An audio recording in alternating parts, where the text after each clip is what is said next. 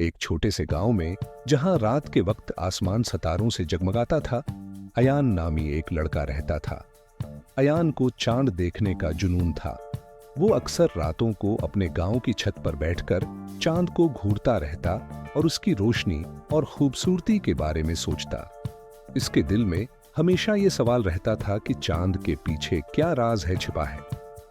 एक रात जब चांद अपनी पूरी आब व ताब के साथ चमक रहा था, अयान ने महसूस किया कि चांद की रोशनी गैर मामूली तौर पर ज्यादा रोशन हो रही है। हैरतज़दा होकर वो जल्दी से गांव के किनारे पहुंचा, जहां एक पुराना कनवा था। उसने देखा कि चांद की रोशनी कनवे में दाखिल हो रही है। जज्बे और तजस्सुस के कनवे के करीब पहुंचा। कनवा आम पानी से भरा हुआ नजर आ रहा था, लेकिन चांद की रोशनी कनवे के अंदर किसी राज की निशानदही कर रही थी। जैसे ही अयान ने कनवे में झांका, अचानक कनवा रोशनी से भर गया और अयान को ऐसा महसूस हुआ जैसे इसे किसी और दुनिया में खींच लिया गया हो। अयान ने खुद को एक अजीब और जादुई वादी है में पाया, जहां सब कुछ चांदनी की रोशनी में नहा रहा था।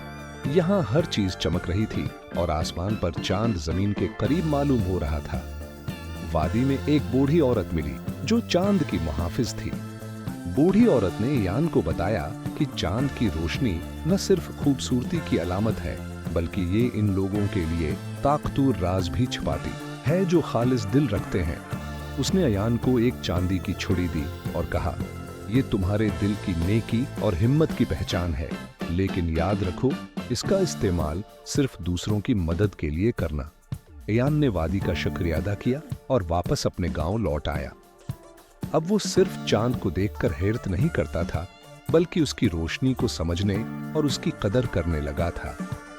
अयान ने चांद की छुड़ी से गांव के लोगों की मदद करना शुरू कर दी, उनकी मुश्किलात को आसान बनाया और चांदनी की रोशनी से उनके दिलों में उम्मीद पैदा की।